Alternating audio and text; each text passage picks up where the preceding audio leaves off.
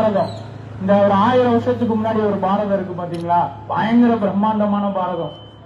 ஞானத்துல, வீரத்துல, படையில, பலத்துல அவ்வளவு பிரம்மாண்டமான பாரதம். அந்த பாரதம் நம்மளால கற்பனை கூட பண்ணி பார்க்க முடியாது. 16ஆம் நூற்றாண்டு 17ஆம் நூற்றாண்டுலாம் பாத்தீங்கன்னா விஞ்ஞானிகள்லாம் 9 கோள்களை ஆராய்ச்சி பண்ணிட்டு இருந்தாங்க.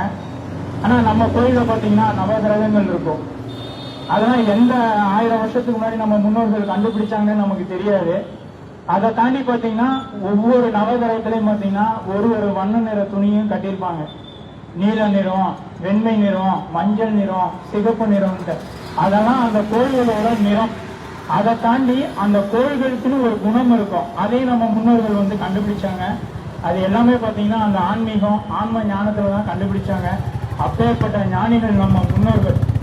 உலகத்திலேயே பழமையான நம்ம தமிழ்நாட்டில்